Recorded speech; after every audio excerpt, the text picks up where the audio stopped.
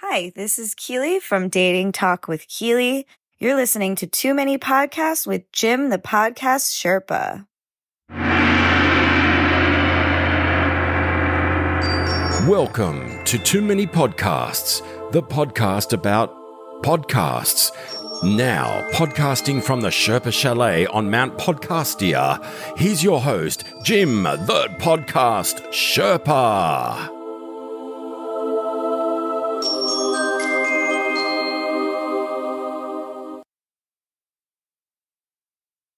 Hey there, all you people of the pods and all you podsters and podettes out there. Welcome back to the show. Glad you can make it. And if you're new to the show, I'm glad we can have you along. It's going to be a theme week this week. It's theme week. It's theme week. It's theme week. And that theme will be health and fitness. We'll get to that in a minute. Just wanted to start off with a small announcement. You can now hear this podcast on iHeartRadio. If you look under their podcasts and do a little search, type in Too Many Podcasts, you'll see the show there. And then you just add it, follow it, and you'll always get new episodes when they come out every Wednesday, as usual. Who's our guest today, Sherpa? So I had a visitor this week, and his name is Zach Smith. Zach hosts a podcast called Mission for Health. And Mission for Health are 1-minute bites of fitness and health information. And we all need that little 1-minute piece of motivation every once in a while, don't you say? You know, like sometimes when you're getting a little tired in the afternoon, a little something to pick you up. I really enjoy talking with Zach, and he broadcasts down from sunny Florida. Thanks a lot, Zach, while I'm up here on this mountain. But I won't hold that against you, I promise. So why don't we head on down to the conference room of the Sherpa Chalet, and you can hear my conversation with him. Hey, everybody. We're here in the Sherpa Chalet in the conference room. And my special guest today is Mr. Zachary Smith. Zach hosts a new podcast called Mission for Health. And he's here to tell us about his podcast, which is basically 1-minute bites of health advice. You know, so, hey, you got a minute in your day. You know, you can listen to Zach. It's that simple. If you got 10 minutes in your day, you can binge listen to him. So it works either way. So welcome to the podcast, Zach.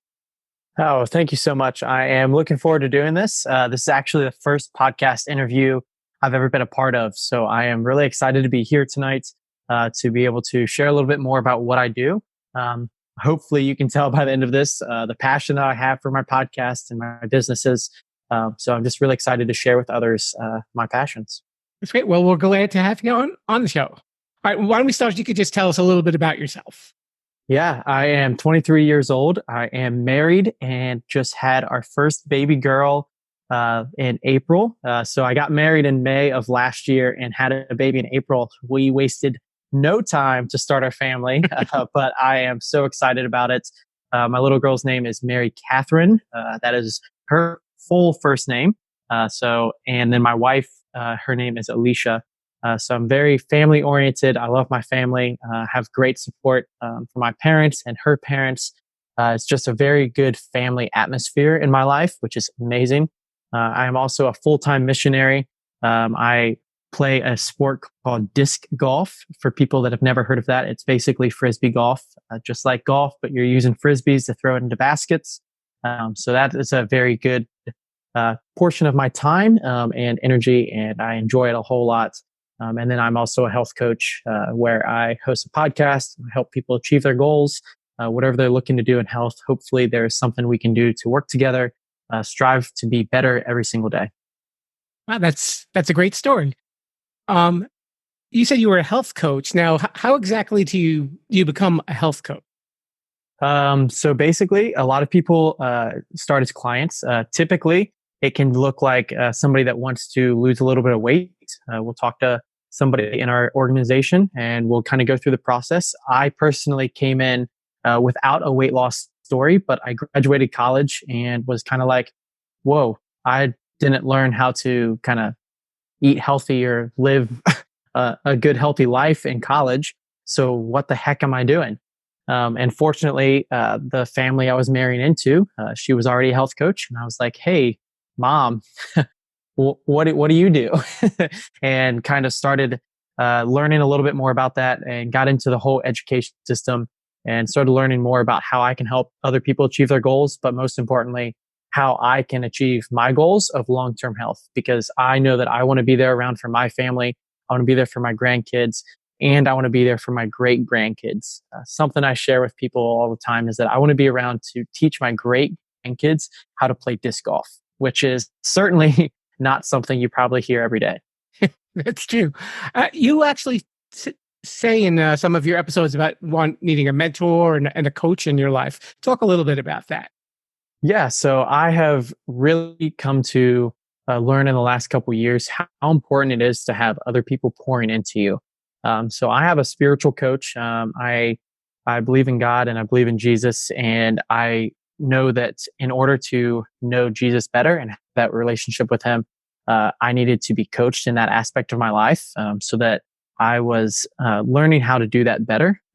And then also in my health, I know that I need somebody who's going to hold me accountable and teach me new ways to continue to be healthy long term. Because honestly, we are better together than we ever are by ourselves. There's other people that are really smart out there, and you can learn a lot from them, whether that's in your business or your health or your spiritual journey. So I know that I want to be coached in all aspects. I am very open to hearing constructive criticism from anyone that has, as long as it's constructive, anybody that has that to offer. So I want to be able to be coached by those people that are around me, whether they are professional or whether they're not. People have things to offer you. So I want to have that true relationship with them where they feel open enough to be able to share something with me. Now, what do you think that most people are missing for a healthier lifestyle? A lot of times it's just a vehicle or a tool in their life to be able to stay in a structure that benefits them. In the society that we live in, it is so fast paced that it's just easier to drive through McDonald's and get a hamburger than it is to cook yourself a meal. And I totally get that. It is so easy in the day and age we live in to just sit in your car and drive through a fast food restaurant and get something to eat. And hey, you're satisfied in the moment. It's like, I got my food, I'm not hungry anymore, and I don't have to think about it again. But when you do that every day, or even just half the days of a week, you add up the bad habits on top of each other, and you create that in your life to where 10, 20, it maybe not even is that long, but 10 or 20 years from now, you are going to be overweight. You're not going to be sleeping well. And there's just so many problems. And this was something that I learned as I became a health coach, that it's not just about the weight. It's about the pressure on your knees. It's about the sleep. It's about the stress. All of those things tie in together. And that's why I like to help people, because you can just see their life become more full. You can see more time with their family. You can see more time doing the things they enjoy when they're at a healthy weight and healthy overall. Now, I know usually with a health coach, you really have to lead by example. So what's the kind of routine that you live your life by that people would follow as a client? Yeah. So one of the most important things that I certainly didn't know before I became a health coach is that you need to drink water. As simple as that sounds, drinking water is just so, so important. And before I was a health coach, on a given day, if I had a single glass of water, that was a good day for me. I mean, normally, if I could just drink soda or tea or Gatorade or whatever it is, you name it, coffee. I love coffee. I would drink all of those things and never drink water. And I didn't even realize what it was doing to my body. But a good perspective to think about it is so your water is going throughout your body. It's like 80% of our body is made up of water, right? So when you are not getting fresh water in every single day, you can think about dirty water is flushing around in your body, dirty, murky water is going through your joints, and just think about how that's going to affect you. But if you were to drink at least a minimum of 64 ounces, I prefer to help people drink half their body weight in ounces. So if you weigh 200, drink 100 ounces a day in water, because that's what you really need to be able to have that fresh, clean water going through your joints and going through your body, and it's going to make you feel well. So most importantly, drink your water. Second most importantly, eat in a structure of 5-6 times a day. If you think about a campfire, if you've ever built a campfire, you know how you get it started and you need to put a log on that campfire every few minutes or few hours to keep that fire burning. That's the same thing as our metabolism. Our metabolism wants to burn throughout the day, but the second you take a big log and you throw it on that fire, what happens? Out goes the fire. So you need to keep that metabolism burning throughout the day. Let your body do the work. You don't have to slave away in the gym for an hour or 2 hours a day trying to burn the calories. It doesn't work that way. If you can fuel your body throughout the day, eat in a structure of 5 or 6 times a day, your body knows what to do and it will consistently burn fat and allow yourself to be at a healthy weight long term. But if you're not at that healthy weight yet, you have to work yourself to get to that healthy weight and then maintain it. I feel like there's a lot of people that are overweight that want to maintain it. They're doing great. They're eating healthy, but they're just maintaining. They're not able to get to that healthy weight and then maintain it. Wow. I wanted to throw a couple of health related questions your way and kind of get your feedback on them. Would that be okay? Yeah, certainly. Okay. What is your take on yoga and meditation? So meditation and yoga, I participate in both of them fairly regularly. Definitely the meditation part. So I spend 1 hour a day, every single day, with our Creator, with Jesus and God in prayer. I usually read a little bit of scripture and then I spend 40, 50 minutes of that time just listening and praying the rest of that time, because I know that when I spend time with our Creator, then the rest of my life works better. And I don't know how to describe it. I don't know how to convince you to do that, but I just know that in my personal life and in the lives of others been around me, that your life is better and you're full of more joy when you're able to spend that time with our Creator. For yoga, yoga is fantastic because you are able to stretch your body and continue to have mobility, because mobility and motion are way more important to me than exercising and doing cardio and strength building. If it's kind of crazy, I didn't know this, but every single day as you age, it's almost like spider webs form on your muscles if you don't move them. To kind of put that in a better terminology, if you think about like the motion of lifting your hand straight up and down. So if you lift your arm straight up above your head and you do that, it's almost like you break away the spider webs that were on your arm. But if you go a 1 day without doing that, more spider webs form on your muscles. And there's actually a lot of videos out there that show 2 different people that unfortunately have passed away, and they show their muscles of somebody who like stretched and moved their body every day versus somebody who wasn't moving and motion and in motion every single day. And there's like a film of spider webs, is what it looks like, has formed over their muscles and restrict the motion of those muscles.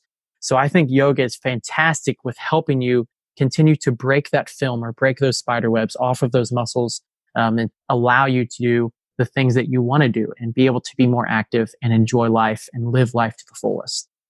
Okay. And when it comes to working out, and obviously we have to move a little bit, get in something. What do you think are the workouts that are best for most people?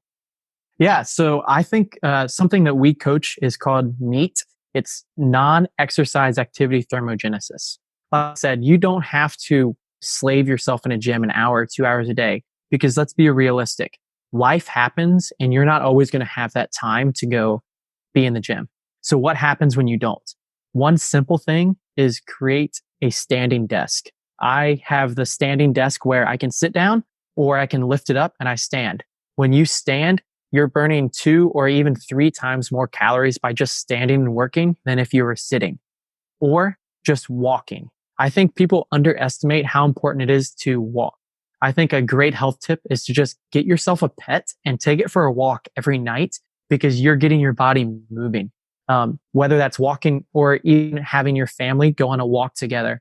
And what's most important about, like, if you take a family walk, is that you're able to have conversation and talk to those that you care about the most and be away from the distractions of the television or the couch or the computer, and be outside and really get to listen and understand what's going on in your family and be there and be present for them. So not only are you exercising, but you're actually being there and being present for your family. That's very sound advice. I can't fault you for that. That's yeah, and it's simple enough to follow too. That's not really asking a lot of people to just get up and move. That's all it comes down to, and enjoy what you're doing too. Exactly. Because I think lots of times people say, "Oh, I'm going to go to the gym. I'm going to go every day." They last 3 days. Oh, I can't do it. It's too hard. I'm too busy. And then all of a sudden, all the excuses come in, and you're defeating the purpose of your original goal anyway. Right. And if I can add one more thing to that too, I think that a lot of people, when they want to lose weight, they're just like, "Oh, I'm just going to start running every day." Well, I think a lot of people don't understand let's say you just run a mile, you burn around 125 to 150 calories. 3,500 calories is 1 pound of fat. So that means you have to run a little bit more than a marathon, 26 to 30 miles before you ever burn 1 pound of fat. That's not going to do it for you. Your lifestyle has to change. You can't just go to McDonald's and have 3 Big Macs and run a mile a day and expect to be at a healthy weight. So don't expect exercise to get you there. The rest of your life has to change. Okay. And I do have a couple of food questions for you too. Yeah. You know what? Actually, this one is coming from the Sherpa Bride. Okay. She said, "Oh, you're talking to a health coach?" She said, "Ask him this question." She wanted to know how you feel about when should you stop eating at night, or should you stop eating at night? Yeah. So it depends on your personality. I know that there's a lot of people that like to snack really late at night.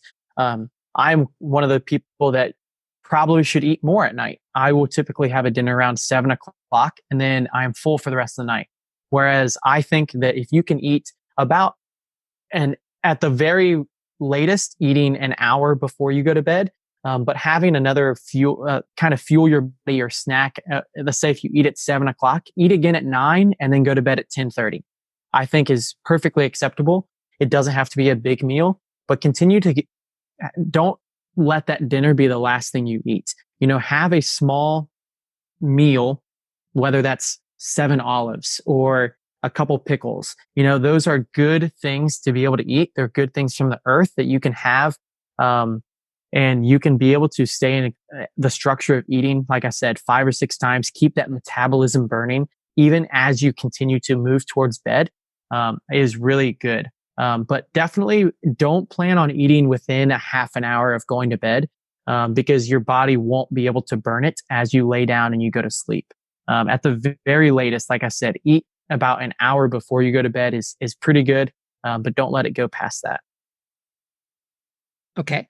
And what are foods that you usually tell your clients to avoid or to eat, and also the ones that you tell them to eat regularly? Things to avoid. I mean, there's just so many chemicals and things in the food that we eat.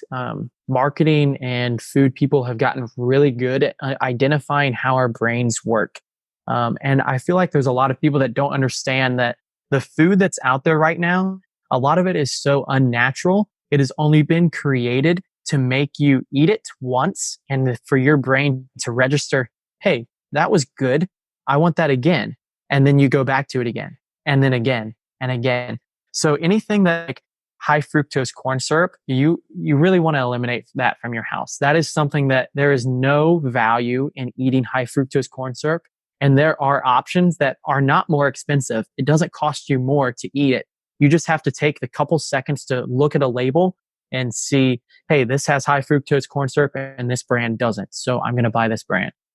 Every once in a while, for instance, something like syrup, I struggle with that because that has high fructose corn syrup. And if you don't get it with high fructose corn syrup, it is like 8 times as expensive. So most of the time it will be cost neutral to switch over to something that isn't high fructose corn syrup. That is like the number one thing to avoid. Things to implement into your diet, high protein. Your body is able to use protein way better than it is carbs. And by no means am I saying cut out carbs, because your body does need carbs. No carb diets are not the best for your body. But certainly if you are at a healthy weight and you're maintaining, and if you have even just a little activity level, just go for protein rich foods. Not only does that allow your body to get get good fuel to continue to move. But typically the high protein foods are going to be your healthier and more natural things anyway. The things that don't have very little, or things that have very little protein, are typically like, cereal or honey buns, your little fruits and desserts that don't really have anything. They're just carbs and no protein. I would stay away from that. It's funny because your answer just actually helps me segue into my next question. Okay. I was going through some magazines. Do you ever read Men's Health magazine? I've seen it. I'm not super familiar, but yeah. Okay. The May issue of this year actually has an article of, I guess they're calling it the carnivore diet, where it's all meat all the time. Where they kind of compare it to, like the ketogenic.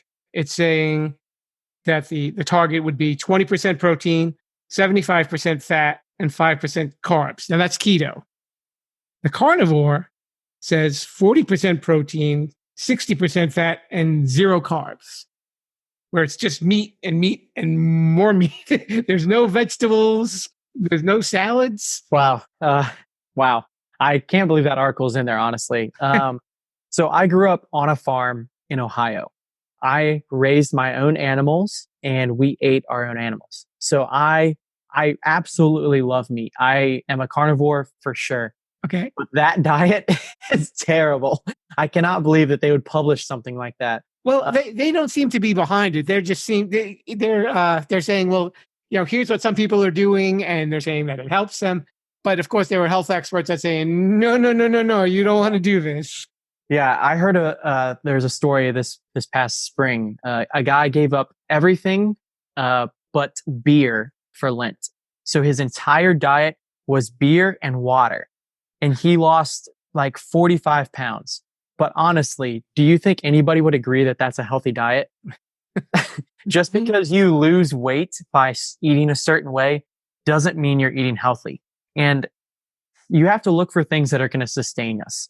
In the society we live in, we are extremely fast paced, and you need to be able to have things at your availability to be able to have quickly and not have to prepare. And I'm sorry, but beer or just meat isn't going to do it for you. You need to have a balanced diet. I can't believe that is even a thing.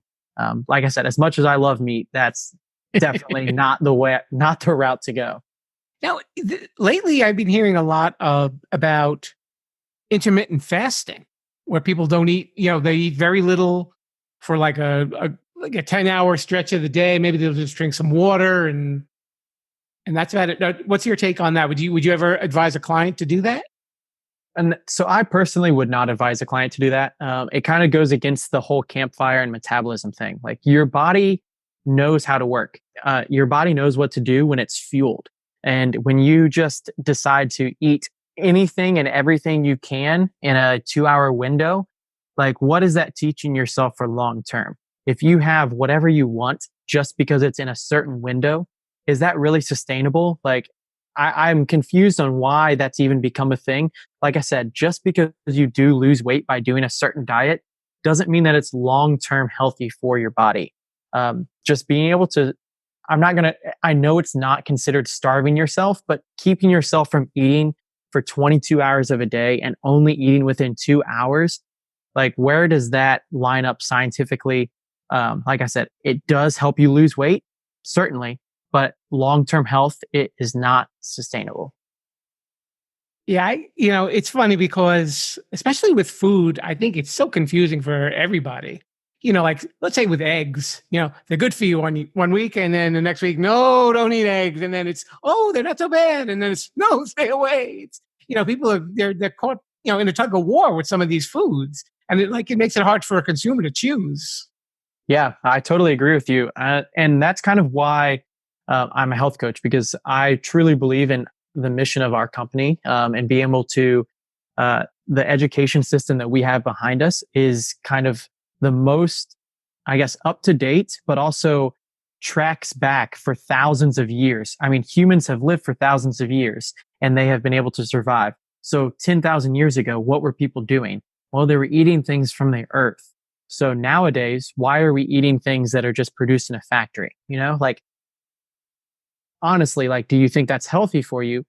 My answer is no. And I'm sure a lot of people would agree with me on that, that if it's produced in a factory, it's probably not the best for you to just go in your body. Okay. Now I know you have a website. Could you kind of walk me through what would somebody would do if they're going to sign up at your website? Yeah. So actually, the website that my company uses doesn't really help people that aren't clients. The way that would be best to kind of get in touch with me, I have a Calendly link, which is on all of my podcasts, and that might be the website you're referring to. Okay. Because whenever I start with somebody, I want to talk to them. I want to hear on the phone what their health goals are and why they want to achieve them. Because if I don't hear that up front, then I have no idea how to help them. I think there's a lot of like direct sales companies out there and a lot of people that want to help people, but they don't actually take the time to get to know somebody and listen to them and hear what their goals are. They just want to sell them a product. And that's not what I'm about. I personally think it's crazy to just like have a one size fit all for people, because people are different. All of our bodies are made up differently. I'm sure at the very core, they work pretty much the same. But you have different goals of being healthy than I have. Like I said, I want to be able to teach my great grandkids how to play disc golf. That's probably not your goal. So I want to hear what it is you want to achieve and why. And that starts by having a phone call. Okay. And the sorry, to answer your question, the website is how you book a phone call with me. You have access to my calendar. You go in there, you select a time slot, and we get on the phone and we meet each other and talk. Okay, great. Now, since we are both in the podcast biz, as we as we like to say, are there any other podcasts that you like to listen to? Yeah, I listen to a couple. I listen to a podcast called Your First 100K. It's an entrepreneur podcast. I also listen to Broken Catholic. It's a spiritual and business kind of podcast. I listen to a leadership podcast by Craig Groeschel. He is a pastor out in Washington or Oregon. I'm not sure. I can't remember which one, but it's a leadership podcast. And then I also listen to a vaccine podcast that talks a little bit about vaccines and how they affect our health. I think that's really interesting to see that whole side of the story, which I will not want to go into tonight. Yeah, no, I don't blame you. I was going to say, oh, it's skating on a little thin ice there. Yeah. That's okay. I don't like getting into debates on my show. I like our listeners to get used to the people who are hosting the podcasts. And of course, we have our little portion of the show called Shameless Self-Promotion. Shameless Self-Promotion. And that is where you can tell our listeners where they can reach you and on social media or about your podcast or anything else that you'd like to share with them. It's all yours. Yeah. All right, great. I want to get to know you. So you can just add me on Facebook if you want to add me on Facebook. My name is Zachary Smith. There's probably going to be a lot of them. So if you want to search Mission for Health on Facebook, you might be able to find my profile a little bit easier. You can also find me on Instagram. One handle is at Daily Mission for Health. The other would be at Zach21, but that's Zach with 2 A's. That's my personal. Like I said, I want to be authentic and I want to be real. So just follow my personal accounts. And then as for the podcast spectrum, you can find me on any large podcast network. You can find me at Mission for Health. I'll be listed on all of those major podcasts.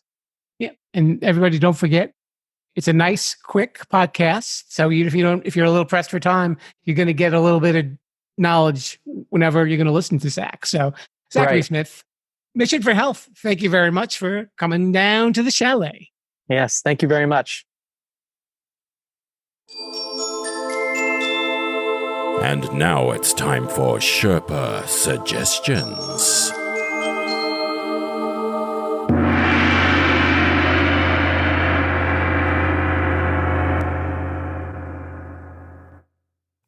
As you probably can imagine, there are plenty of health and fitness podcasts out there, but here's 5 that you can check out for this week. Eat This, Not That. No, that's not an order. That's the name of the podcast, and it's produced by the people who bring you men's health. Embody Radio. That's capital E, capital M, because that is hosted by Emily Duncan. Also, the Legendary Life podcast, Chasing Excellence, and the Fitcast. But like I always say, if you're going to be making any changes to your health, make sure you speak to a medical professional or your regular doctor.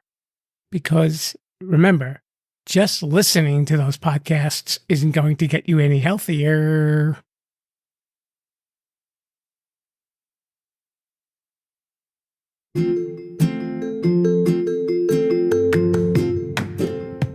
Well, that's another show for us for this week. Special thanks to Zachary Smith, and make sure you're checking out his podcast, Mission for Health. And you can check out this podcast on any major podcast app, and follow me on social media too. I'm on Facebook, Twitter, and Instagram. You can even also check out my website. It's jimthepodcastsherpa.wixsite.com/website. Man, I gotta learn how to abbreviate. The website will take you to any of my social media sites. Also, there's a collection of the Sherpa sheets there and every episode from the podcast. So it's really neat to check out, and it's very simple to navigate. Until next time, as we Sherpas like to say, no, that's not the TSA over there. That's a mountain lion. All right, be careful getting out of here. Watch your step in the parking lot. Bruce, show them the door. Thanks for listening to Too Many Podcasts. Please disperse. You can go home now. I said you can go home now. Viva la chapelition. Viva la chapelition. Oh. Yeah, I'll come back now, you hear?